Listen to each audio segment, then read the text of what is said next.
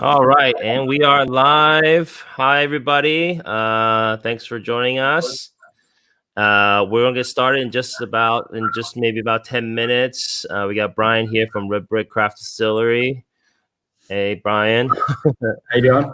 How you doing? We're not getting started just yet, but we're gonna get started in just a few moments. So I'm gonna also, as usual, do some of the technical stuff here to share the stream on a few other pages here. So sit back, relax, grab your Redbrick, grab your craft whiskey, Redbrick craft whiskey, and sit back, relax, and enjoy the show in just a few moments. So we're gonna get started. Just sit back and relax. All right. So this show is going to be also is available after this as well on Facebook on my page, The Whiskey Steward, as well as on YouTube. So welcome. Say hi. Say hi. If you're on and joining us.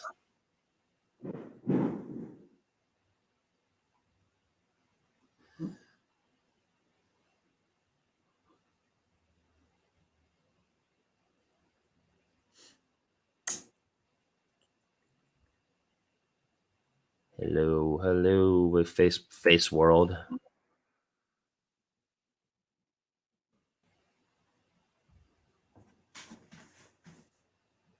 Oh, Patrick's on. Hey, Patrick. Thanks for being such an avid watcher of these interviews. Patrick's from the Clonakilty distillery in from Ireland, actually, but he's based out of Florida, and he's on with us.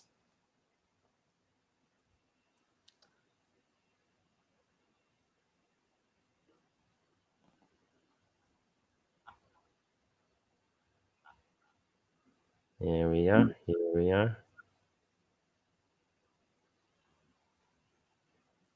I'm not sure. Should I be talking or? Yeah, sure. Yeah. You can chat. You can make small talk. Yeah. All right. All right. I'll be right back. 1 second. Okay. Sorry. All right. Thanks for joining us, guys. Just sit back, relax, grab your Redbrick, and we're gonna get started in just a few moments. Oh, there's a doggy. Yeah. All right. We'll keep her quiet. We'll get started in just a few moments. All right. That's Myrtle. She's my little icebreaker. Okay, there you go. She might chime in a little bit. We have a Mr. Steven Gittler from New Jersey, I believe. He says, "Hi, Alex. Hi, Brian. My wife and I visited you guys a couple of times early on. I've also driven over to the farmers market you sold at to restock." Yeah. So, cool. Thank you. Thank you for your patronage. Yeah. So we got a couple of fans already on here. So we're going to learn all about Redbrick today. And it's going to be a fun time. So hang out, sit back, relax, and let's talk some whiskey. Let's talk some whiskey.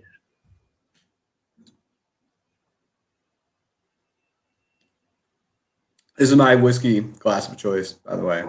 What are you drinking? A little different than the Glencairn. Something new that I made. We may or may not talk about it. I had it open, so made a little drink. So it's kind of like a go-to. It's a smoky white whiskey that we're gonna release at some point in time. Oh, nice. We were meant to release it, but everything kind of happened. So so we're holding on to it right now. Gotcha.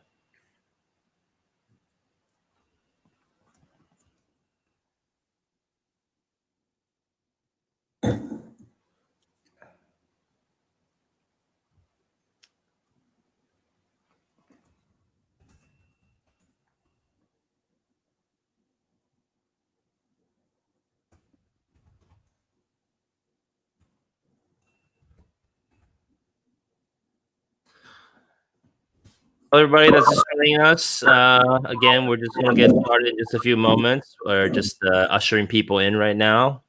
And so grab a whiskey, sit back, relax, hang out with us.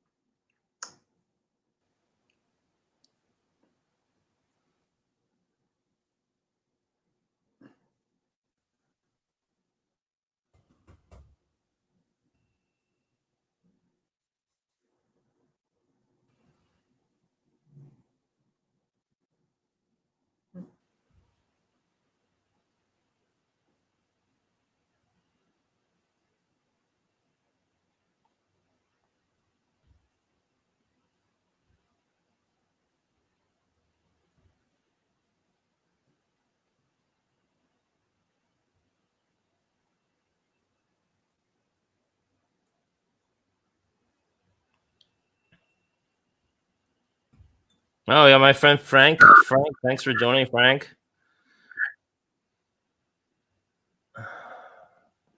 Thanks, everybody, for joining. Again, we're going to get started in just a few minutes. We have Brian from Redbrick Craft Facility right here in Philadelphia for folks in the area. And they are still up and running and selling lots of whiskey. So we're going to talk all about that. Yep. And people can actually still go to the distillery for curbside pickup. And we're going to get started in just a few moments. Thanks for joining. Thanks for joining.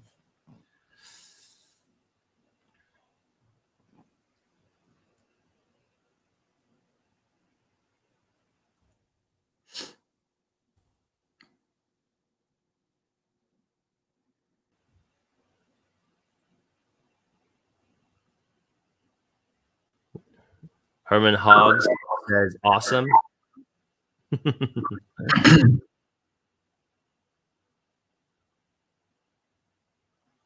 Oh, Belinda from Pittsburgh. Oh, Belinda.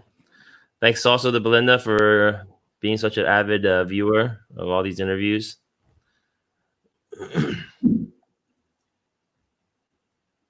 We got Bobby saying hi from Delaware.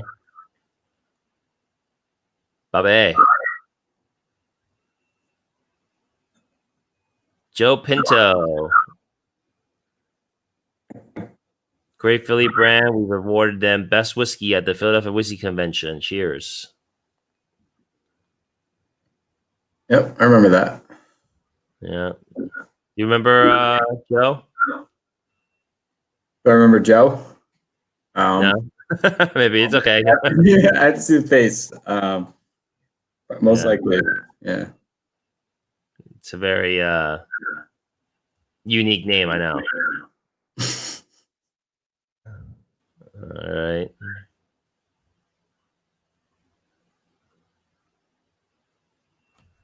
We're getting started in just a few moments. Thanks for joining. Sit back, relax. If you have some Redbrick, grab it. And we're going to talk a little bit more about it.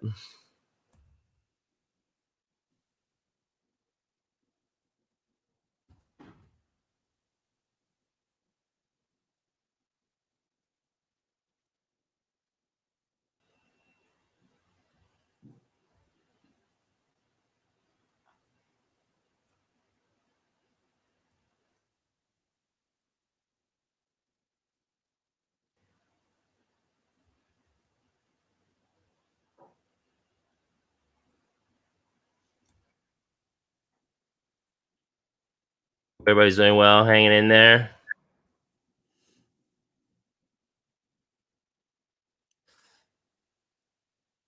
So the good thing is, Brian, you're doing pretty well now, recently. Yeah, we're in a good kind of trajectory right now. Yeah. Initially, it was pretty bad. Pretty rough. But it just took like a different attitude. Instead of like a long-term plan, it was like a short-term plan. I mean, things changing, things were closing, things were just disappearing. Opportunities for us to retail just was going away. So we just took a short-term look at it and just kind of trying not to panic and stayed safe also, and then just kind of work through it. And now things have changed, but we're doing all right. I mean, I never thought. So you're selling actually a lot of hand sanitizer now. Hand sanitizer, yeah. So we got on board with that. I didn't think I would, but then you gotta adapt. You gotta adapt, yeah. So it's there's a real need for it, So it's a product that and then we have the ability to make it. It's actually making it from scratch. Like we're making our own alcohol for the hand sanitizer, and so it's all. So if you buy ours, it's locally sourced, 100%. Oh yeah. So your barley. No, we're not making it out of the barley. So it's not totally. We're mostly just fermenting white sugar, which I guess. Oh, okay. Yeah. Well, I guess that. Yeah. Not the whole.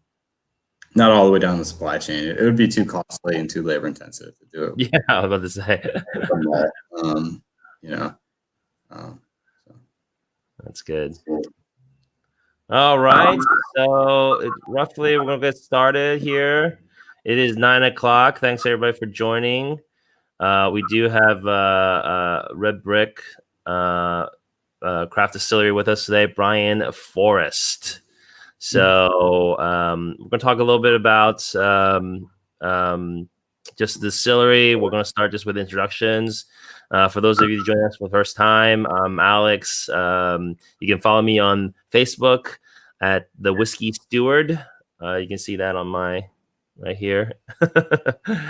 And but that's pretty much about it on me. Just follow me on Facebook, and we're gonna have Brian introduce himself. I usually say, Brian, tell us your journey. Tell us about how you got to where you are today, and how you guys started with Redbrick Craft Distillery, and kind of your background. I know you're also a home brewer too, right? Yeah.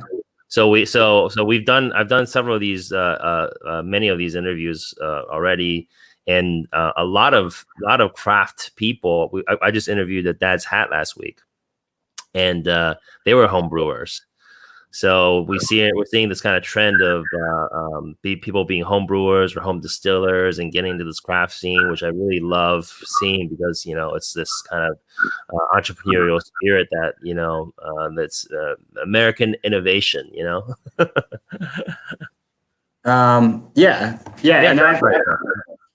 Okay. Yeah. I mean, I've always just. Yeah. I mean, I we're in a craft industry, so it really should come out of a hobby. You know what I mean? Yeah. I don't know how you would stay excited about it, and you would pushing to make things better and keep interested. For me, it started. I started making beer a little bit, and then but I guess I like to do things differently, so I started doing like some home distilling as a hobby. Never sold any, allegedly. No. It was always a hobby, and it was just like because I had this and I saw it as a challenge. Like I had I really like beer, and I still do, and and I still really enjoy drinking beer, and but whiskey was always my favorite, and and a good, but not just whiskey, just like a good aged spirit, like some aged rum really blew me away when I was like younger, and that probably got the interest going, and so that kind of challenge to make something that seems really daunting from nothing, you know what I mean, to go and make this like kind of aged whiskey, and that's what really got me interested. So then it just became a hobby, and kind of right off the bat with the whiskey, I I made some gins. I made all my mistakes, and then I learned how to distill, and I built like 3 different little stills, and I had some plumbing in my background and stuff, so I had a lot of stuff around. I was working on my house at the time, and so I had a lot of stuff around the house, and that I could just kind of sweat together and make the stuff. And you're putting together your own stills and everything, and doing all this experimentation and brewing and whatnot. So it's kind of like so you're getting that hands-on real life experience, before even jumping into the actual distillery game. Correct. Like making a lot of like technique mistakes really early, and really what how to both like do it right, and then also how to do it right, maybe like on the cheap, or maybe maybe no, I don't need that like really shiny thing. I can just kind of practical. We'll use the word practical. And so so then back like in the early days, like when was the early days? So like how long? So I know the distillery was started 2015, I believe, right? Yeah, I mean, I gotta say, probably really started playing around with it probably back 2009, 2008. 2008, okay. And then your distillery officially was founded in 2015. Yeah, I would say I can't really pin down that exactly, but it was kind of off again and on again too when I started distilling. And what kind of happened was a lot of people, like when I would introduce it to like friends, it'd be like, oh, that's awesome. Let me they would kind of push me a little further. Like I might've been like, kind of like losing interest a little bit. And they'd be like, it's a really cool thing you're doing. And oh, here, like I'm a welder. Let me make you a better like pot. You know what I mean? Like boil pot. Oh, nice. Like, let me you know what I mean? So a lot of support from friends and family. Yeah. So then it was like, next thing have like, oh, here's a keg that I was going to turn into a brew kettle, an old stainless steel keg. Here, why don't you take that? And and the other guy welded some fittings on it, and that made me a really solid piece of equipment that I built the head to, and then I could really once my equipment evolved into something that was steady and almost automatic, in its function, then I could really just focus on recipes and did lots and lots of that. And then I was doing that. And then when I decided to open the distillery, that was going to be like my profession eventually, then I really started working on what is now actually the American single malt recipe. Yeah. This guy here. So, and then this is the same, and this is the barrel strength, which is the same whiskey, just straight out of the barrel, undiluted. But back then was when I played around with like barreling at different proofs, like different grain bills, different recipes, different amounts of like the roasted barley. I didn't want actually, and I still you can see it more in like some other products. Like this is the most traditional thing I have. And it still contains like 3 different, varieties of roasted barley, that you would a whiskey, you know what I mean? So the mash bill is more of something like an imperial stout than typical like single malt, so it was just playing around with that. And it, So were you making imperial stout at home? Was that kind of your flavor profile in terms of beers that you like to drink? Or is this kind of trial and error? You're like, oh, let me roast this malt and see how that works. And I think it might have been some of that, some of having it around, and then some of like, but it was a lot of seeing what would impact, like what would create a what would change the character like Yeah. what we get. And it seemed like you needed to not go subtle, you know. Yeah. So like a dark roasted, kind of grain was a good place to start. And then and then it just seemed like too much. So then the the other ones almost like in between roasts, Yeah. different portions. And then I don't know. I think I'm still of the school that back then, did I make the best possible recipe? Is there one? I don't know. Yeah. It's a lot of the how. It's a lot of the how, Yeah. and there's a lot of what too, like what you're putting in there. But really, if you want to make a good whiskey, I mean, it's the how. It's getting everything done right. It's really because then it's just those little differences are just interest factors. That's just what it gives it its own like specific character. Yeah. Yeah. Well, so I also want to stress that you're not making bourbon, or you're not making just blended whiskey or anything like that. You're making American single malt whiskey, right? So you're using 100% barley, which is already in itself very unique, right? Because obviously most people are making bourbon, most people are making rye whiskey, and they're great whiskeys, but off the top of my head, I can't think of anybody in Pennsylvania that's actually making Pennsylvania single malt whiskey. And if anybody out in the audience knows anybody else in Pennsylvania making American single malt whiskey in Pennsylvania, let me know. But off the top of my head, I can't think of anybody.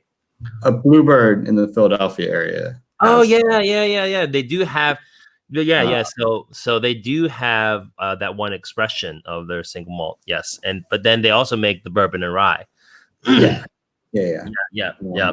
And then, but you're making essentially exclusively American single malt whiskey, but you also make some other liqueurs and other spirits. But your whiskey wise, all you're making is American single malt whiskey, right? And why was that? Why didn't you think? Why didn't you want to make a bourbon? We have the new one. Well, it's not that we didn't want to make a bourbon. It's not that we don't want to make a bourbon. I see a bourbon in the future, actually. Okay. It's a lot of it took a lot of time. I went over the small scale and everything. Took a lot of time to develop that recipe, and it's time that I don't necessarily have now, because now that I have my distillery, I have a business, and I don't have the I just don't have the Saturdays. I also have 2 kids. Yeah, 2 kids. Yeah. I don't. It's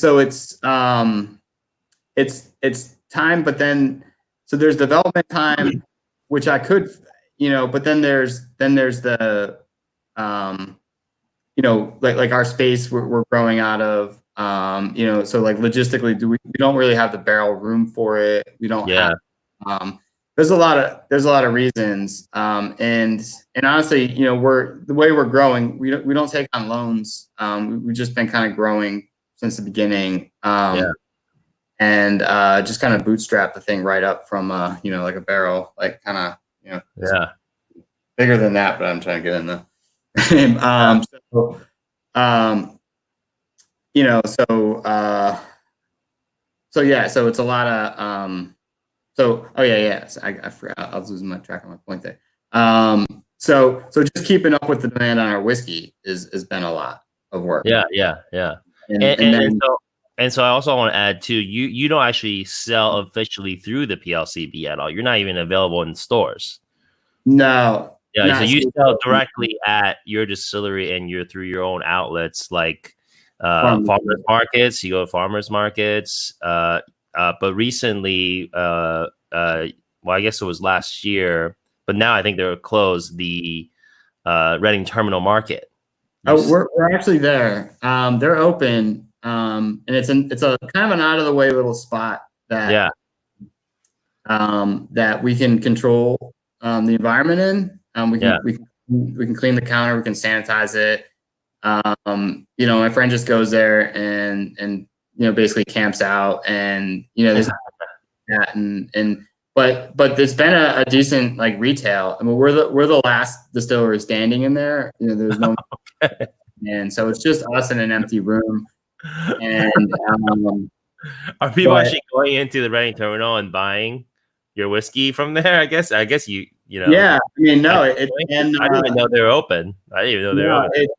Yeah, they're open. Oh wow! And it's been helpful. I mean, it's been an all right, retail. I mean, Reading Terminal Market's a great place. I don't yeah. Oh yeah. Like in this situation, where everything's kind of changed. It seems, because of how busy and crazy that place gets, would be like the first place to close down. But they really transformed it. Yeah. And it's people don't linger there. They get in, they get out, and it's a lot like a supermarket, but more spread out. Yeah. So a lot of vendors are still there, and they're just doing the same thing. And the sales are still showing up. I mean, it's not. It's very boring. Covered it a bunch of stuff. It's a very long day where you get a lot of other work done, but at the end of the day, are you there yourself, or is other people there? I've gotten out of it. I was having pretty big staffing issues that a lot of people didn't want to interface with the public, and some. Yeah, of course. I can't blame them, and I'm not going to push anybody into something they're uncomfortable with.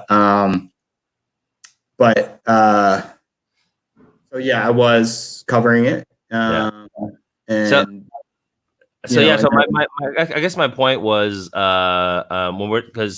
I was marketing this interview, I was talking about true American craft whiskey.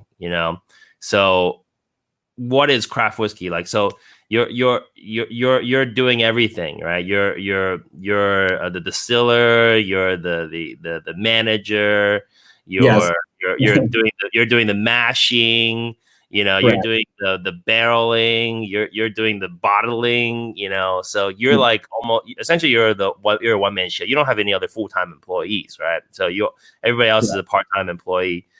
You're running the show from like nuts to bolts. You're running the show from like nuts to bolts, and I just thought that was just like you're one of the true craft people that I've ever come across, and plus you're not selling like on PLCB. You're going out to the farmers markets. You're going out to you're these different places, and you're peddling your whiskey, to the people. You're as close to craft as you can be, Yeah. Would you agree? Yeah, and in that I'm really good at that, and in that sense, I'm really poor at like social media, so that's been a great alley for us. I like that. We've liked the interface with customers. Farmers markets were a great thing, and we got lucky in a lot of ways. We came on the scene right as they changed the laws, and we were doing the exact thing. Like we're using 95% Pennsylvania barley. We're making it all ourselves. We're doing exactly what those folks wanted, and we're looking forward to bring onto their markets and starting out right as the laws change. So we're very fortunate in that, and that's always been great for us to interface, and so that like it's like you get to just sample the customer. You get to just stand there, and when it started, it was me standing there. You know what I mean? Yeah. Just like, this is what I make, and they're gonna tell you, right away if they don't like it, or if they don't. Yeah. And so it's like if they taste it and like throw it in your face, you're like, oh, I guess you don't like it. but someone who strives for making things like the best they can. I mean, that's like kind of someone who's, I guess that's where I was getting to, like really poor with the social media, is like that's a really good opportunity to just like, that was just kind of there to just be like, here, like try it. I don't really need to say much. And I could talk about all the notes, and I could, and but like, here, take a sip, Yeah. and it was really, it has Yeah. done really for us, So you're not, like you said, you're not like a social media guru, or you're not doing all this, fancy online marketing. You're just, making your whiskey and letting it speak for itself, right? Correct. Yeah. Uh, and so here I have a picture. So you're right here in Kensington, right, in Philadelphia, and this is where your distillery is. And it's not, yeah. So it's not. So people can see this picture. Two windows on the very ground floor. Yeah. So you're gonna see your truck, I believe, in this shot, right? So right here, there's a white truck, and there's like entrance down into, like, I guess, the basement level. And if you go through the basement and to the left, there's a space there, and that's your distillery. How big is your distillery size wise? I think the main room with the tasting room is just 1,000 square feet, and then we have like a storage area, probably another 300. So you got 1,300 square feet, and it's not like this huge, distillery or anything like that. You're in there. You got your stills in there. You got everything in there. And then, okay, so somebody did ask me a question about, oh, where am I shooting from? This is actually just a green screen. I'm not actually in your. And these are your barrels right here. And Patrick did ask about, can you talk about the barrel types? And these are the barrels right here that I'm using. So I'm not actually there. Fooled you guys. But tell us about these barrels. So Patrick asked what kind of barrel types to use. The specs. I know you do the heavy char, but I'll let you talk more about that. And I'm going to pull up another picture of maybe another close up of your casks. Okay. So the barrels are those ones there are 10 gallon. They're American white oak. They come from Arkansas. I mean, I love local everything, but they're about this company, Gibbs Brothers. They make fantastic barrels that make delicious whiskey. And so sometimes you go with the best. Sometimes you go with the best ingredient. If you're not the closest one, and the barrels are the flavor in whiskey. So you want something. That's an important one. So they went. So they're American white oak. They're heavy char. Those are 10 gallon in size. Typically, we would. The first use is the American single malt. Typically, always. So it's this. I'll show you the cask strength. So heavy char. So when you talk about heavy char, some people talk about the levels of char, right? So level 1, 2, 3, 4 char. But you go above and beyond that. No, I would say it's in the normal so. I don't know. I've come across a few different scales. Is it, I've seen one up to like 9. I find it hard to believe that someone can do 9 different levels of charring, and then that, takes the difference between a 6 and a 7 or something, later on. But I mean, I don't disbelieve it either. So yeah, ours would be, depending on how you're looking at it, ours is just at the very top end of that.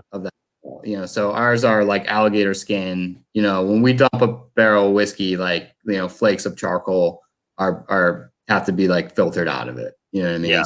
So, they're really very heavy char. It's like 4, 5, 6, 7. If there was a scale. Yeah, and I think I don't necessarily think that's our recipe. I think I came across this one by accident, and but what it does is I think it really rounds off the little barrels. I think having that extra that deep char really kind of maybe cooks out some of the tannin that can be problematic with using a smaller barrel. So that's my going theory. Did you guys always start right? Did you start right away with the heavy char casks, or did you use lighter char at begin with, and then found that heavier char works better, or how did you guys settle on the char type, or was it just a recommendation by the cooper, or? It was just a luck, I think. I mean, it's just what we ordered, and just not really knowing maybe that. I mean, this goes back to like my hobby days. I mean, just not like yeah, I want them really charred, and and I think that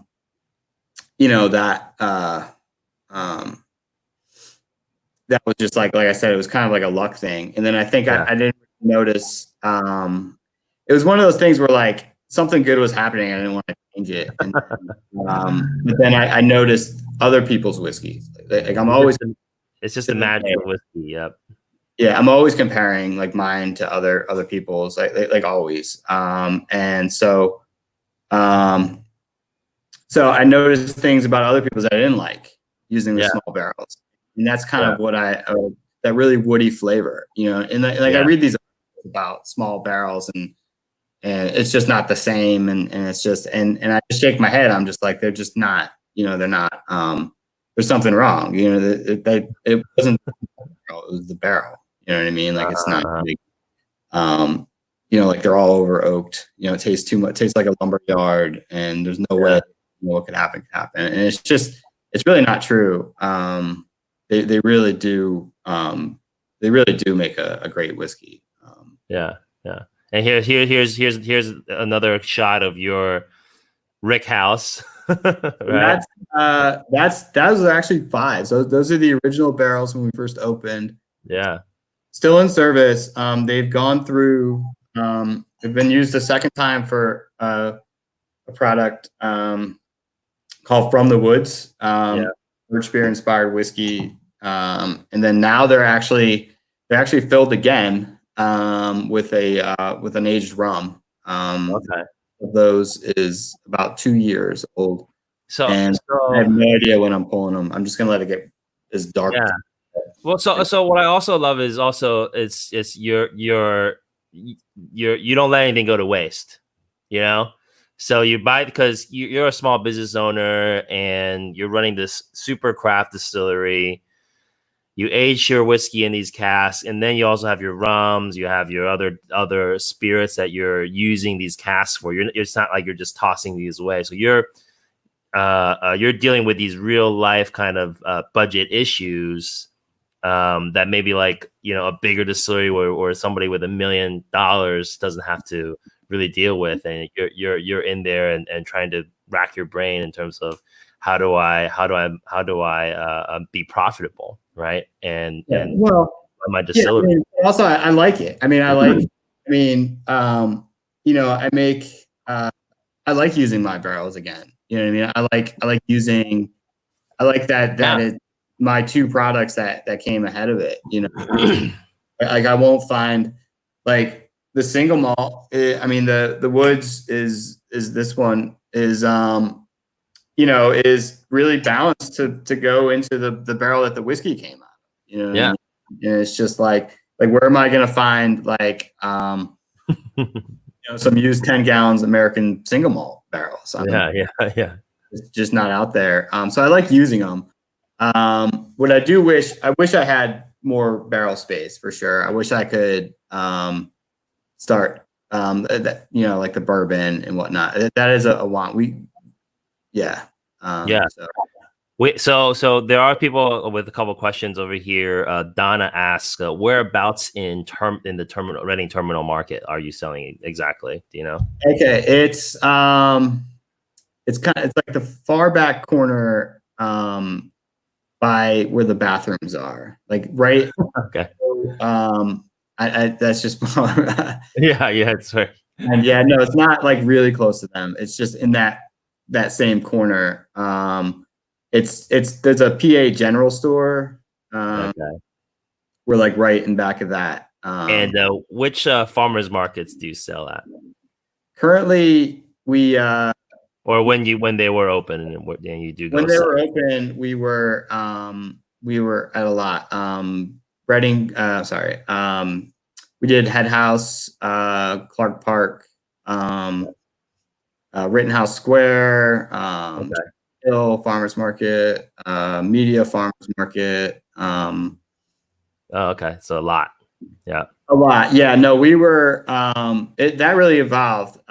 We were going out on a given Saturday, maybe doing 3 different ones. And That's then like your bread and butter. The farmers market is like your bread and butter. yeah, no, I mean, yeah, yeah, I mean, so that was like the Yeah. mechanics set in. Yeah, that was like our yeah, Yeah. that was a And then big we have our friend Tatsuya Ishihara from Japan. He's asking which cooperage and which cooperage. You did mention Arkansas. Is there what's the name uh of it? Gibbs Brothers. Gibbs Brothers in Arkansas. Arkansas. So they design your 5 and 10 gallon casks. But I think you've upgraded from the 5 gallons. You These are use the old, yeah, all 10s, and we all were tens now. 15-gallon barrels, but it's been the same problem where the whiskey is just selling as fast as we're making it. So Yeah, so it's just we haven't had the time to like what we haven't I haven't built in that time to like put yeah, that, the age difference. So the larger the barrel, the more it takes to yeah. age. Like Right, exactly. the 5 gallons, the reason we started with them is because we can get a turnaround in like 7 to 9 months. The 10 gallons now are currently about like 14 to 18 months seem to be like a nice sweet spot. And 15 gallons, we did a couple, we did 3 for an experiment, and they went over 2 years, 2 years and a few months. So it's a difference. There's a 6 month difference there that Yeah, that's like, we can't go six the lag. months with, Yeah, and then so um and I think sales and it's still keep so. producing. I think what you're saying is just so poignant. Also, is because when we talk about people making whiskey at craft distilleries, time is money, right?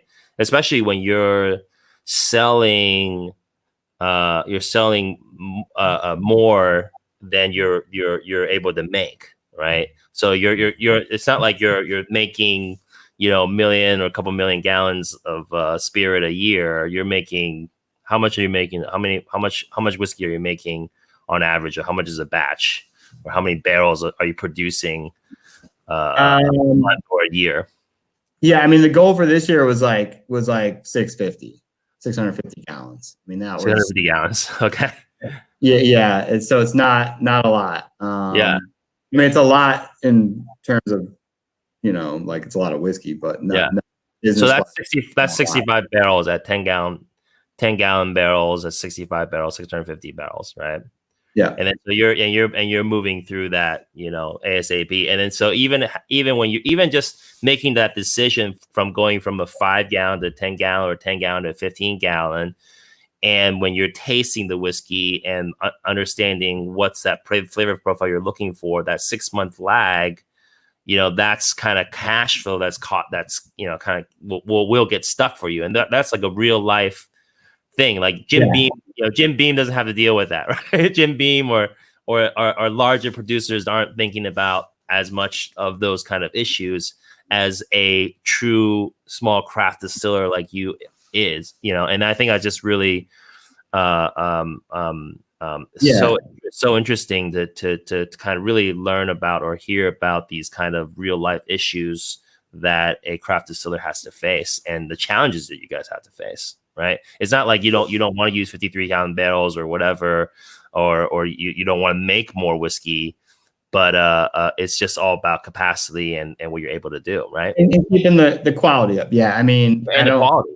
I And you don't, yeah, yeah. I wouldn't want to sell. I wouldn't, it is the main thing. Like I wouldn't want to sell, an 18-month, whiskey that it was 18 months in like a 55-gallon barrel. I mean, that's just a very, Yeah, it's just not. and it's just, and then the other end of it is, and I've seen companies already, like start and fail, with this, like, so the filling, the production itself. So if you have, if you're 8 years, I'm saying 8 years in a brand new oak barrel, like that's a pretty good whiskey. And if you know, if you're filling, you know, by the time, what I'm trying to say, when you get that, I'm stumbling here. When you get that first whiskey ready, and you know, you're 8 years into it. You know what I mean? So that way, yeah. you had to front, you know, your entire production, entire payroll, your entire, you know, everything, and that's a lot. I mean, that's I've seen a lot of companies, you know, fail where they've taken out the loans, and then now all of a sudden, like, they're under pressure to pay them back. But wait, like, I wasn't efficient as I could be with the batch, or wait, like, you know, it's just not ready yet. You know what I mean? It's young, you know. So now what do I do? It's like a choose. Right. I mean, you know, so I don't know. I mean, you know, it's cash flow, right? Yeah. So we're growing. I mean, we're getting bigger. Growing very organically. Yeah. And without like tons of leverage, right? You're not like taking out $1 million loan, you know, to run your distillery or anything like that. You know, you're growing organically, and you know, and growing slowly. Correct. Yeah, slow growth. That's the business model. Yeah. Yeah. So I also have so somebody did ask, Belinda did ask about what your still looks like, or what kind of metal you're using. Here's your still.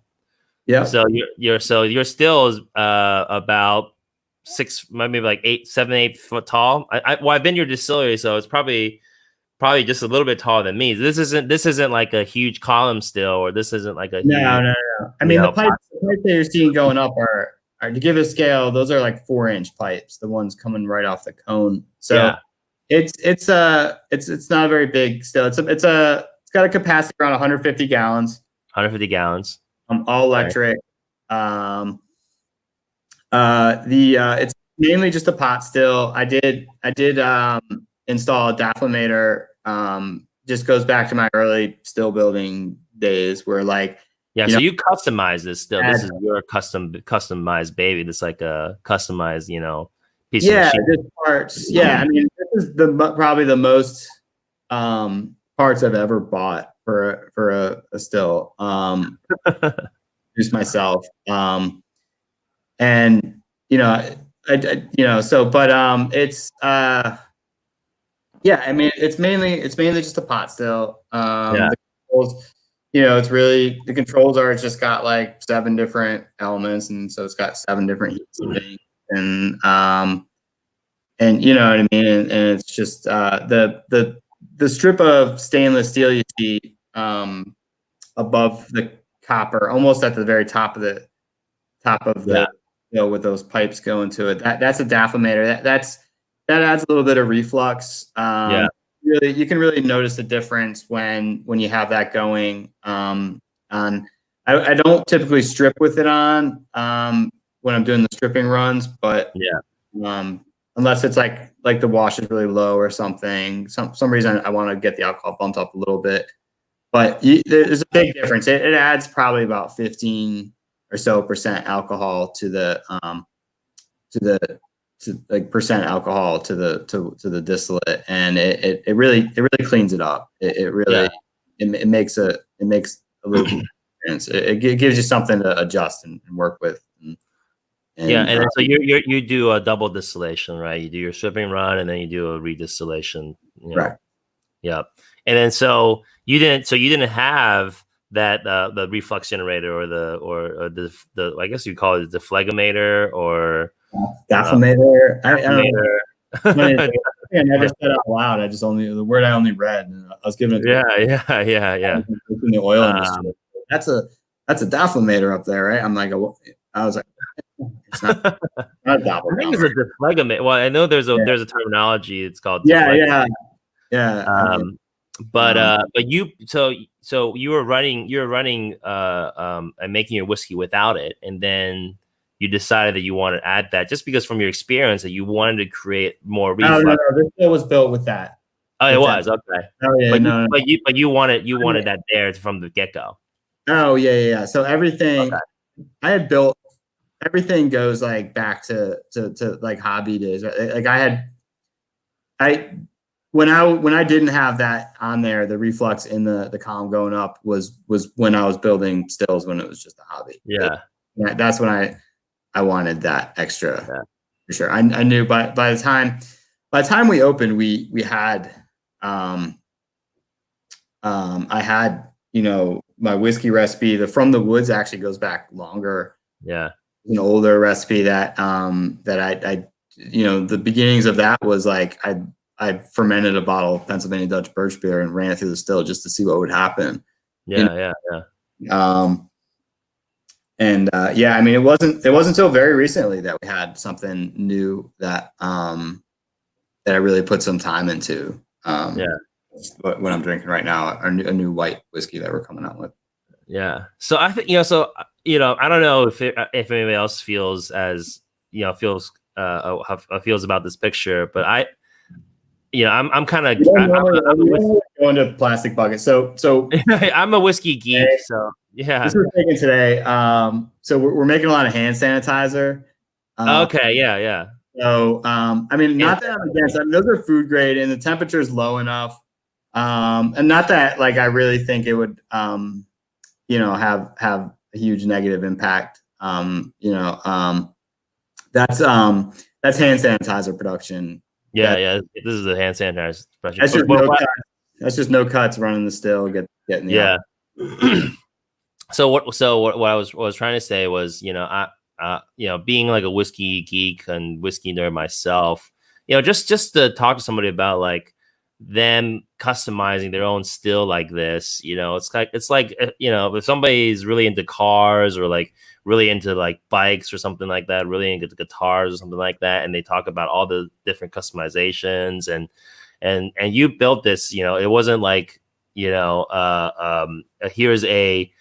here's a generic still design and this is what you used. And, even talking about the deflagometer and all these different things, it's almost kind of like, I just get really excited, even just looking at something like this and just talking about it, and you did choose to use stainless steel instead of all copper or anything like that. First of all, obviously because of the cost, as well as the ability to clean it and use it and the practicality of it. But you do have pieces of the copper because you do need that to kind of clean up the spirit a little bit, right?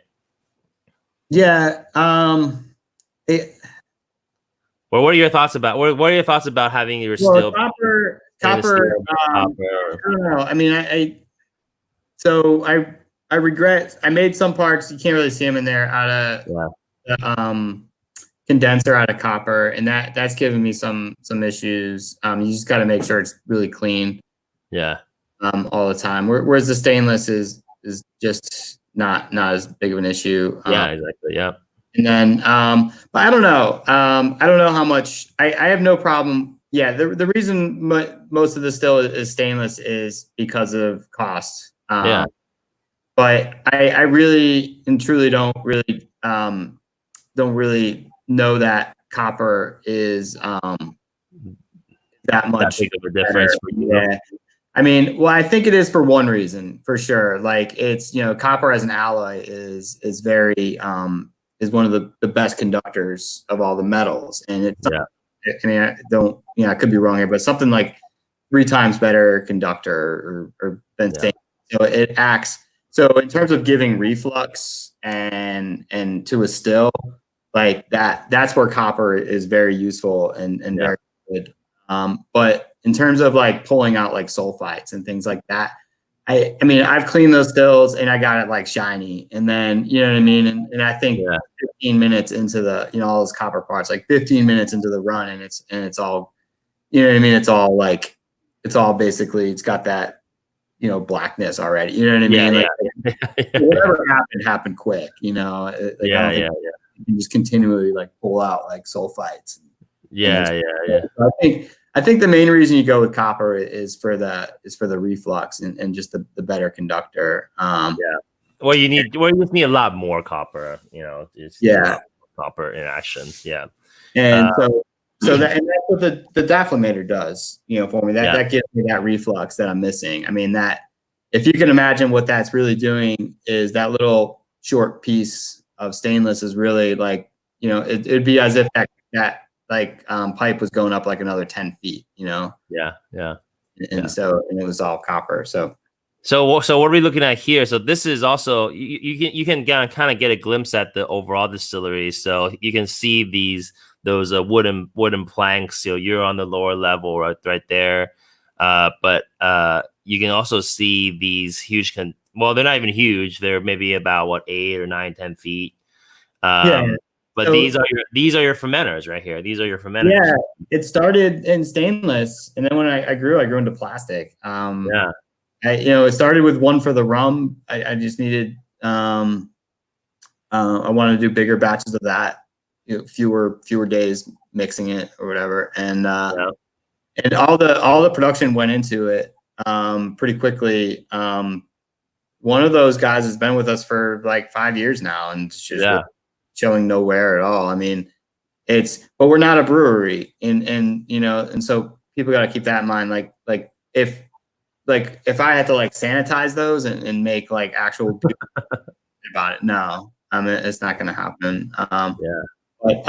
But I've seen, and you guys have, all kinds of things that are, out there being used, open top wooden fermenters and all kinds of things. So, I think with the, the plastic, it's a massive price difference, and you're not really, you gain, when you don't have an unlimited budget, you gain flexibility. You're not sinking all your money into this like, fermenter that maybe 2 years later or a year later you need something bigger.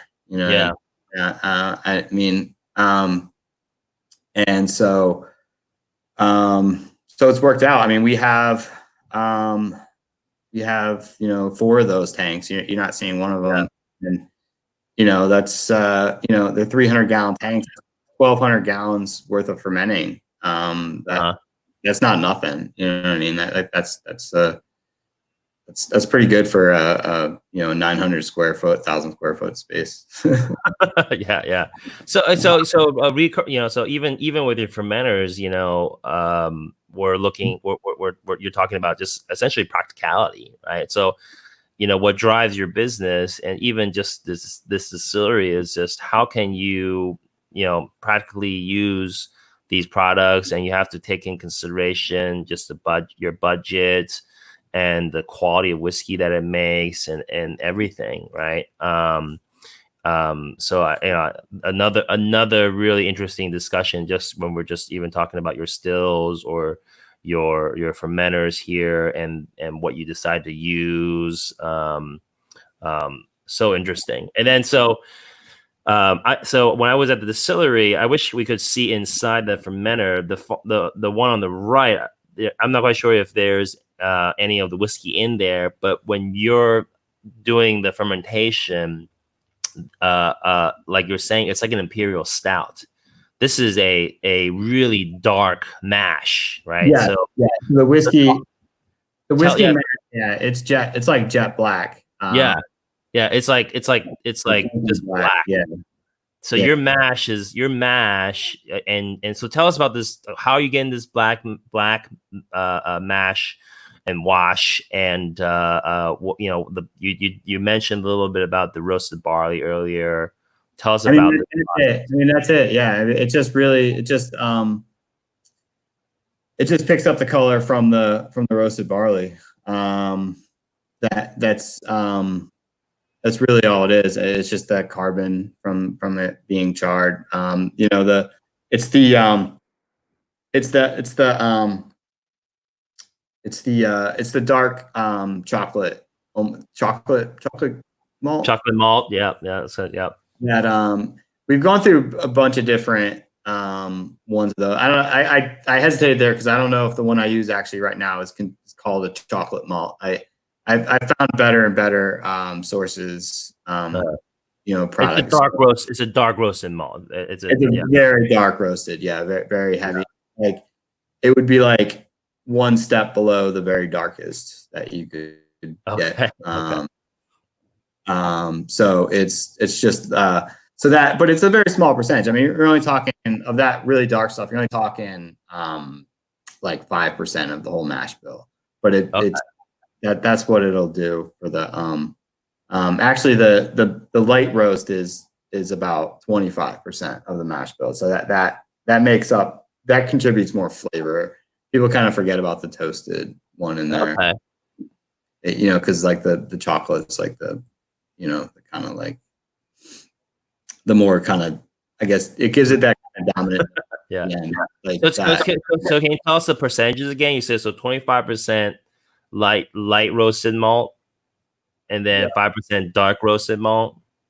And then the rest is mainly pale. And then another, it's our friends at Double Eagle Malt House. I got to mention them. Double Eagle, right here, Pennsylvania. Make fantastic malt. All Pennsylvania grown. Great guy, great business. So they make an aromatic. It's kind of like roasted in their. It's not like in a roasted in a roaster, like roasted in their drying. Mm-hmm. After they malt the barley, they have to like heat it to dry it, and that's pale malts roasted like a little bit, and then that's like the aromatics are like kind of like as much as they can roast it without actually going to their physical roaster, and so it's like a mixture of those two grains makes up the rest of the mash bill. Yeah. So I'm gonna take a look at a couple of these other pictures, but then I'm also gonna pour a little bit here. So I do have a bottle of the Redbrick, and this is actually very special to me because I also I'm a unofficial or unofficial employee. Did you label that one? Yeah. So I volunteer at the distillery before. This is something that I wrote. So you're there. You're hand labeling these. I've done it. All the ones I do too. A lot of times I'll hand that job first because mine are pretty messy. Yeah. But, so you're hand labeling these. So you're writing these on here. So like for example, this one is 112 proof. I hand wrote this myself. Batch number 16, barrel number 13. And if it wasn't me writing, you'd be writing this, or another, maybe a part timer or whatnot is writing this. But so we talked about the chocolate malt. We talked about your still. We talked about your barrels, and then so I think it's a great time just to kind of I'm just gonna pour a little bit of this in my little fancy glass here,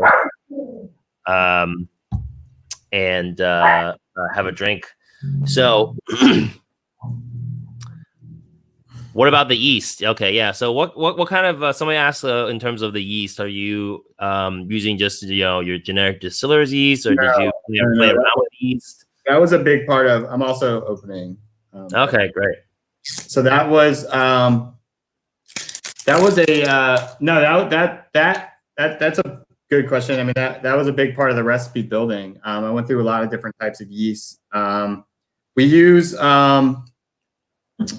something basically a Hefeweizen style yeast, but then we use a temperature that kind of pushes it a little further than it should go. So it creates a lot of esters. Okay, and that's the goal. Is really it's decent. It's a decent hearty yeast, but it gives like this kind of banana clove kind of aroma when it's like fermenting, and then we don't we let it go higher than it should, and so it gets a little healthy, so to speak, for like a brewery wouldn't want to do that, but what it kind of creates like an abundance of esters.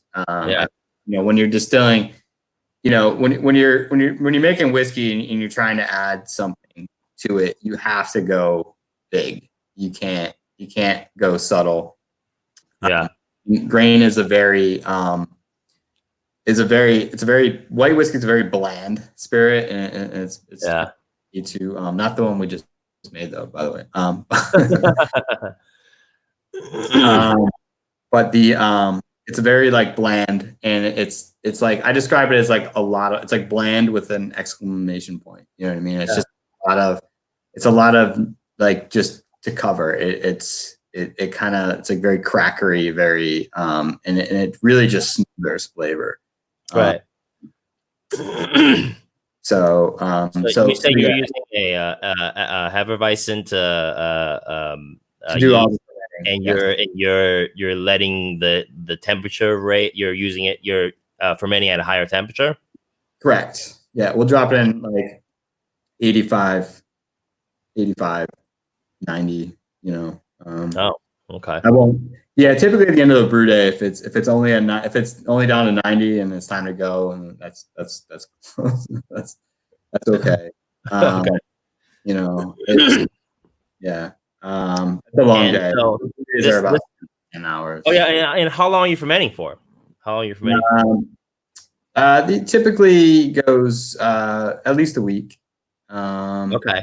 And it's done. It's we recycle a lot of yeast. You know, we pull off when we'll go in the next day when it's really ripping, and we'll pull off like a gallon or two, and then put that in the fridge, and then that'll be starter for the next one, and then we'll go top of the cake too, as long as we can.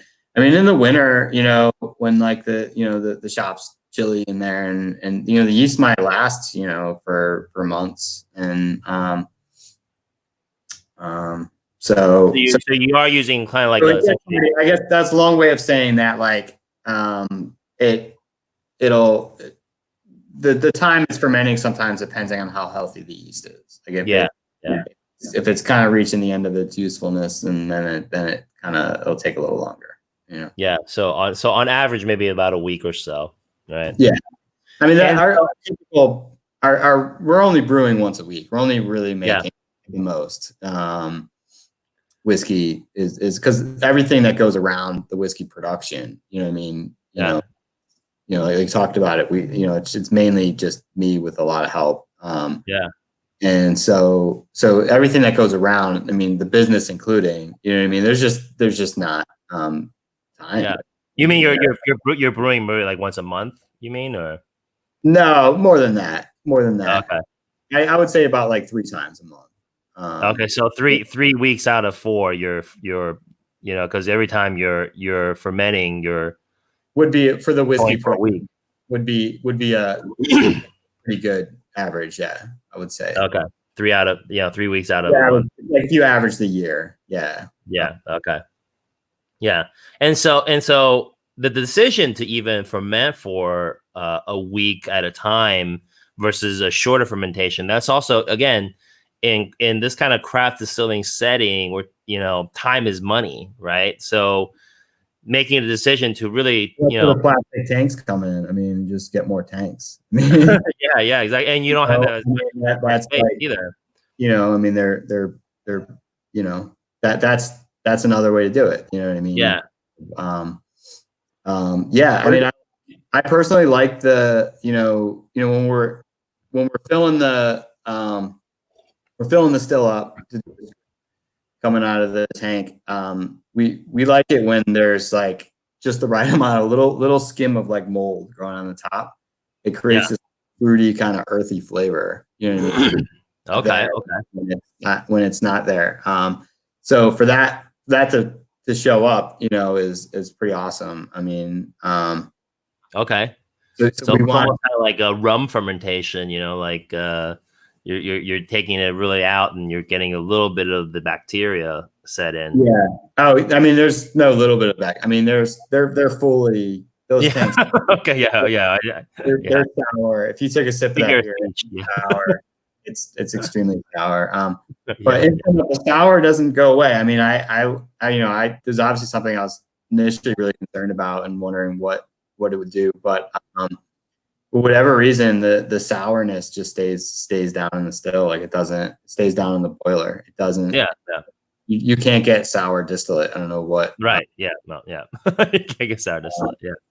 And so let's pull all together now, right? So we got your your mash bill of, or your grain bill of, 5% dark roasted malt, 25% light roasted malt. The rest is just pale malt using a effervescent Hefeweizen. Is that how you pronounce it? Yeah, a yeast, right? You're going a week. You're going a whole week. You're letting you're creating, your profile is creating higher ester distillate, a higher ester wash or beer, and it's fermenting for a week. You're having that bacterial infection, which is creating more character, really. And then you're distilling in your 150 gallon still, and your double distillation. So yeah, so we'll get. Yep. And then you're putting it and aging in your 10-gallon casks for anywhere from always brand new for the single malt. Yeah. So always brand new heavy charred casks, made from Arkansas and mature for anywhere from, I guess, 9 to 12 months on average, I guess. The 10 gallons, no, they're like 14 to 18 months. Okay. Oh yeah. So 14, 18 months on the. They've even gone longer. They've gone longer. You really reach up and over. After that, you reach an over age danger, which was really prevalent in the 5-gallon cask. Not so much in the 10s, but it's still there, and it just becomes too oaky, too kind of just too much to that wood side, So I'm smelling this. So let's you have your whiskey, right? Let's just nose this a little bit here. This is a local award-winning. So our friend Joe, I don't know if he's still on. He's on the tasting panel for the American Whiskey Convention here in Philadelphia, and you took home the gold medal, I believe, right? Is it the gold? Was it the gold? I think that one was just like too many awards to count. It's like win lose. Yeah, I think we just there was no. I think we just first place, I guess you would call it. Oh, that's different. That was ADI. Okay, all right. So here's another one of the awards that you're winning. So you're not making a shabby whiskey here. You're making you're making a great whiskey. You care about it. Yeah, we've stopped going to award stuff to. We'll get back into it. Again, it's time and money, right? So you stop going to all these awards because you're already selling as much as you can make, right? It's not like going to the award. Our problems are production. Yeah, our problems are production. Yeah, your problems now is on scalability and being able to make more whiskey, and not being or more so than being famous, right? So I think again, it's just another point of just being a practical distiller, right? So a lot of people think being a distiller or whatnot is very romantic and fun and whatnot, but there's just it's just like this conversation is so great because I really enjoy it. I mean, and you have a passion for it. And it's hard work, right? Because like you said, you're doing all this stuff by hand alone, so you have to be passionate for it, and you have to love it, right? And it shows in your whiskey, right? And it shows in this whiskey, and you have a little bit. You want to nose it a little bit with me? Yeah, sure. So when I'm nosing this, so many just fruitiness, like when you're talking about those esters, it's got this really just kind of vibrant, rich nose, and you can smell a little bit of that kind of like almost like a coffee or like a rich, dark roasted kind of thing, right? And I think that's really the kind of the toasted and roasted malts talking to you there, right? Yeah, I mean, you can get some of that on the nose, for sure. Yeah, No, I mean it really sits right at the very end. That kind of like the dark notes are really like a finish. That coffee kind of, it's Yeah. almost described as like a chocolate covered citrus, almost like it's Yeah. like Oh yeah. So citrus and then we get citrus. so. So yeah, so A little ripe banana I get. Definitely a lot of like caramel, the vanilla, and it's just like no other. It's just like no other a craft lot of, whiskey I've had yeah. before.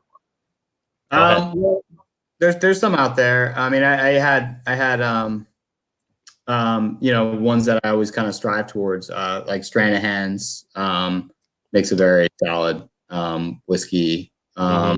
and single malt also. Mm-hmm. So, and then just like, Oh, you could compare it to a lot of bourbons in a quality sense. Like yeah. I would bourbon comparison, like, okay, like, like we kind of, develop our own language, like, it tastes like, Yeah, share your tasting notes with us. for like the young, well, it's like for the production, like to release it. So, like we came up with a word called shiny, Shiny. if it's too Look at the shiny, color, it means basically beautiful color. like you could taste the mash still. Like Yeah. it's like there's like this transform moment where where it takes on its own unique thing. It doesn't taste like oak anymore. It doesn't taste like mash anymore. It just tastes like its own unique thing. And that's when the shine is gone. So it still might develop more character after that. But that's a pretty important time. Yeah. A lot of it's just nursing it to, by the time it goes in the barrel, there's other than how long you're gonna leave it in there, there's nothing you can really do. Or no, actually, I mean the temperatures and things like that. But yeah, I mean play a role. But there's not a lot of like there's only quality things. They can't really flavor or anything anymore. Yeah. It's just a matter of trying to pull it out when it's kind of at its peak. Yeah. And so you're going in there tasting the barrels and be like, oh, this is ready. It's like you're actually the guy tasting these barrels, right? Yeah. So, Yeah.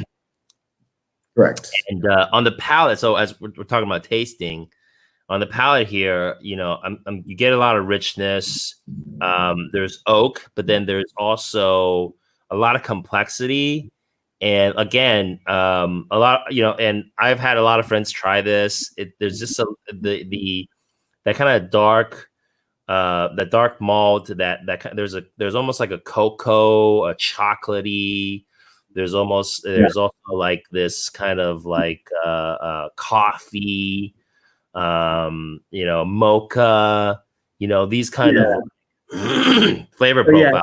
Talking to you. Correct. Yeah, and that's the roasted barley. I mean, that's what's that's what we've kind of achieved on the finish. Yeah. And then and a lot of times that a lot of issues with craft distillers or small distillers, like you were saying, it tastes shiny or it tastes immature, right? Yeah, and, that's a big one. I mean, but this is you're not getting that kind of it's not like I feel like I'm drinking new make right now. This is and for a 14-18-month-old whiskey in a 10-gallon cask, some people may have that thinking of, oh, this is going to be a young or immature whiskey, but that's very far from the truth. This is a very mature, this is a very quality award-winning whiskey. Thank you. You're about to say? You're about to add something? Oh no, I said thank you. Sorry. That goes back. I just made me think of another, why we like the farmers market so much. For what you said about maybe people not giving it a try, and that's like kind of like you can just be like, here you go, and people say, how many times you get like how many times we get a response like, oh, like I was interested, you know what I mean? I had no I thought it was gonna be terrible, and you guys make a really good whiskey, you know what I mean? How many times there's just like they take a sip and they're like, oh, that's actually good, and you're just like, well, like, Yeah. Well, I try. yeah, Right. and that's a great response, and then and that's kind of how that's helped us thrive a little bit, having that opportunity to do that, to be Yeah. able to do so much retail, where we can just kind of put it right where, right where people can taste it, and we don't have to like spend a lot marketing, and Yeah. uh, Yeah, and here's a picture of your bottles of Redbrick, the single malt in a small 200 milliliter, and then your 750 milliliter cask strength. And so yeah, I also want to make a comment about that. I mean, this picture is in in front of a black background, but the color on this is just so beautiful. It's not like it's just like this kind of like this that's an really Arkansas wood. That's not yeah, Arkansas wood. It's like a deep red. yeah, Um, it's like this vibrant kind of amber reddish color that you yeah, really it's kind of hard to you don't really see as much because your bourbon is more kind of almost like a darker kind of brown because it's new casks. But here with your whiskey, it's almost like you're saying, it's almost got this kind of reddish hue to it. yeah. I can't take credit. We've used other makers. We've had people make them for us, and the product always kind of lacked it lacked the vanilla. There's something about that I guess that region or whatever, just so much Yeah, barrels, and then it also lacked the color. Yeah, it side by side it was more like a light like a yellowish brown, yeah, where okay. one's like whereas like this one's like like a deep red. That's a good that's an actual color, but you know what I Yeah. mean. That's a good photo of Yeah, the the color is beautiful. I love the color, and and also the char obviously contributes to that, right? That heavy char, the heavier char creates a deeper, richer color. You're getting that caramelization, but it is a beautiful color. And here's a picture of your hand sanitizer. I think we showed this earlier before, but this is yeah. kind of like also your moneymaker now, Yeah, right? it's been the first ever like quick sell product. We've always done really well with the age This is stuff. very it's limited run, Yeah, limited release. yeah. We've never been able to turn something around real quick, and make like a cash flow product. We've always just done really well with the stuff coming out of the barrels, and Yeah. so this is like the first time ever. And that's the packaging I found after scouring the internet for Yeah. anything that'll hold liquid and I can sell it in. We have those. We have those available for sale. Yeah. Um, um, Yeah. So yeah, if anybody needs hand sanitizer, again, support local. I'm a big, obviously, supporter of local distilleries and local businesses, small businesses, especially when we're talking about small craft distillers like Brian and the Redbrick. And again, go to redbrickdistillery.com, right? Is it redbrickdistillery.com? yeah, Redbrick Craft Distillery. Redbrickcraftdistillery.com. I just want to run on this website here. And I just want to show folks you guys can go online and order and pay online, and then you can just go do a local pickup. And if you're within a few miles of us, we'll drive it to you. We've been doing deliveries. Oh, okay. Also cool. Yeah. So if you're local to Kensington, Fishtown, I guess area, right? Yeah, shipping's coming soon. We just we're very short-handed, and that's a lot. That's a whole nother thing to get that logistically ready. But we've now had the opportunity to do that. If you go back up, actually, it's kind of neat. Just those are the if you go to see the third bottle. Sorry, I mean scroll down on that page. Yeah. All right, see those two. That's the first and second use of our barrels. You can just pour those two. The So you woods do have from the woods, which is a birch birch spirit. It's a very Right? unique whiskey Birch that. wood. No. It's something like it's just like a kind of a passion project of mine. It was just like, Birch bark.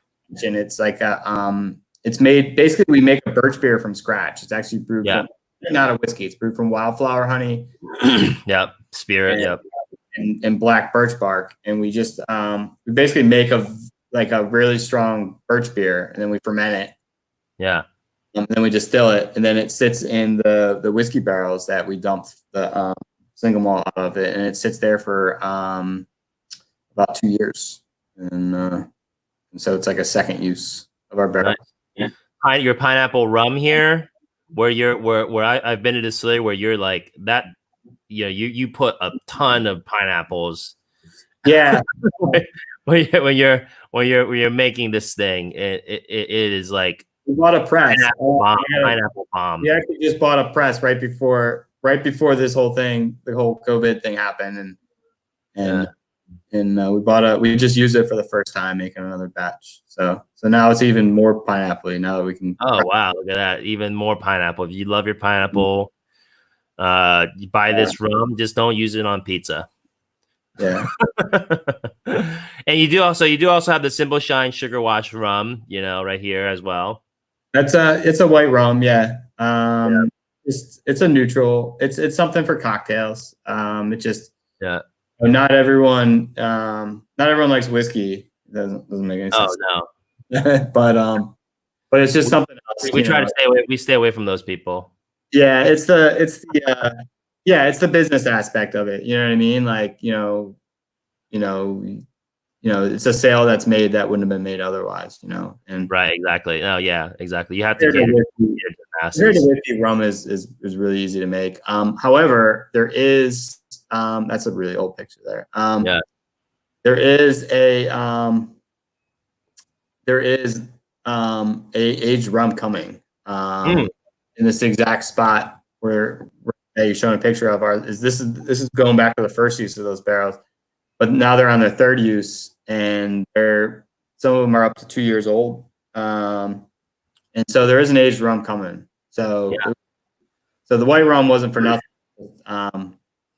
It's coming. It's just I'm in no hurry to release it. And it's just gonna be really delicious and old and dark.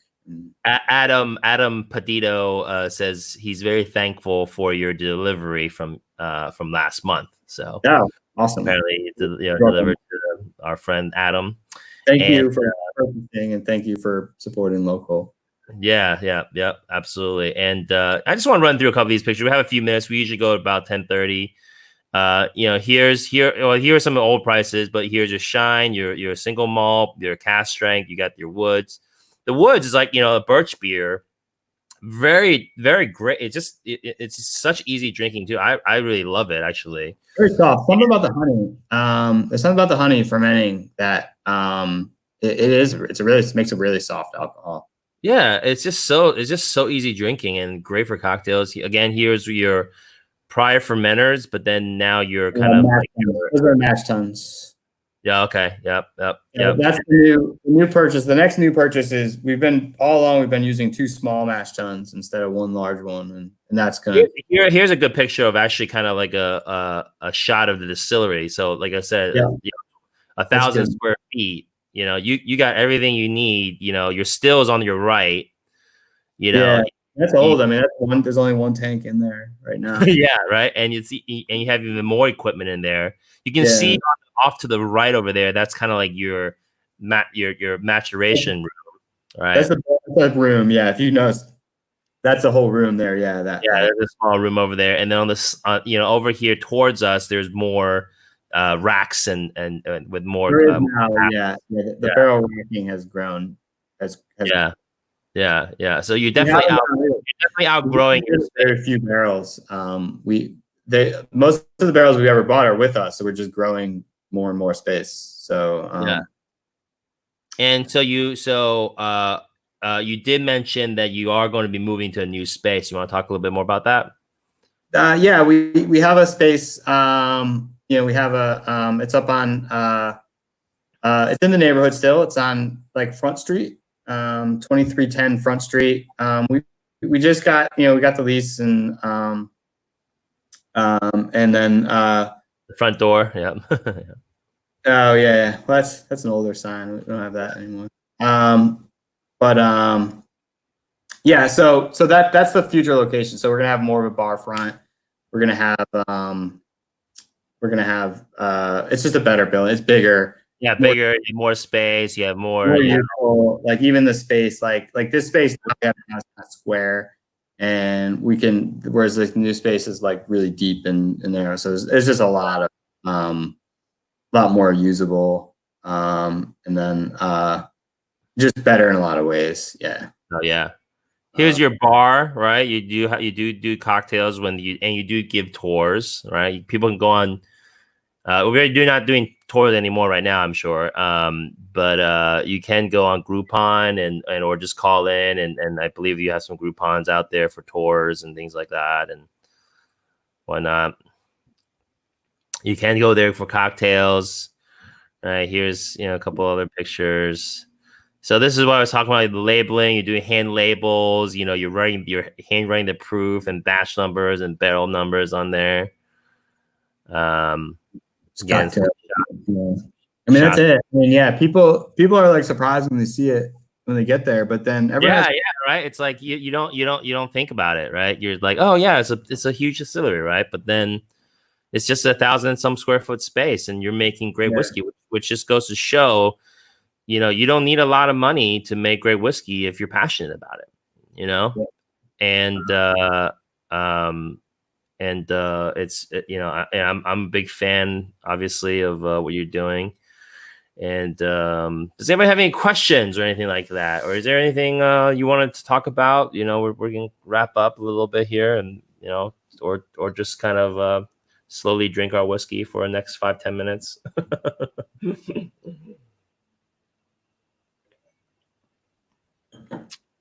Is there anything you want to add, Brian? Does anybody out there have any questions or anything like that?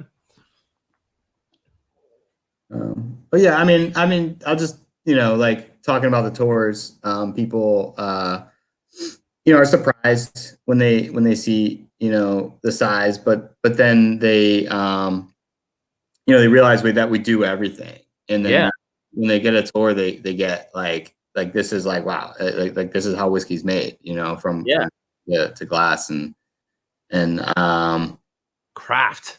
So people, I mean, people have a good time, when we're there. So the tours, I don't know when they're going to open back up. I really, it's going to be this summer. It's really hard to predict. I mean, I think that would be like one of the last places to open because of the tight quarters and how like people kind of got or like and you can't afford to get sick either, Yeah. So I don't know when they'll be back, but when they are, it's we're only open. We'd only basically be open on Saturdays. Yeah. Tours from like 1 to 6, and that's it. The rest of the week we're just a factory. So like I was saying, you can't afford to get sick because you're I can't get sick. You're the distiller. You're the you're the brewer, distiller. I could use the time marketing off, person on one. Say again. So I could use the time off though. So Yeah. And congratulations. Also, you just had a baby last year, right? Yeah, my second daughter. Yeah. I got two daughters too. I don't know if you knew that. Yeah. But all right. Well, we'll just wrap up a little bit. We'll wrap up just a few minutes earlier today. But again, Brian, thank you so much. Thank you for having me on. This is awesome. I always love talking whiskey with you. Go ahead. Yours. No, I get wrapped up in business talk too much. It's good to kind of get back to talking about the whiskey, the limited amount we did, but good to talk product and talk recipe and that kind of stuff. And that those are the conversations I really enjoy. So thanks for having me on. Yep. Yep. Oh, you know what? Did you want to talk about your new thing or no? Not yet. Yeah, I could talk a little bit about it. A couple minutes. Just another passion one, another like something. I've been working on it for about 2 years actually. Yeah. It's I don't know if you can read all the writing on there or not. Obsidian. Oh, cool. Obsidian. So it's basically a cross between like a Scotch and a mezcal.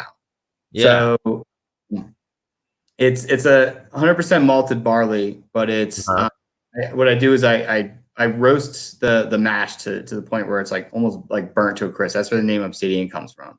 Okay. And then so it gets really, really, really dark and really smoky. And then I ferment that, and then I distill it like really clean, like so that it's really meant to be a white. You know what I mean? Like it's really, it's got the flavor in it already. I mean, there is some going in barrels, but like, the idea came from just being really impressed with like, what's going on down in Mexico where like they look at like a completely different way. Like they like their white tequilas. Like, to them, like true distiller produces like a unaged spirit that's like fantastic. If you got to put in oak, like for technique kind of thing. So 2 years later, this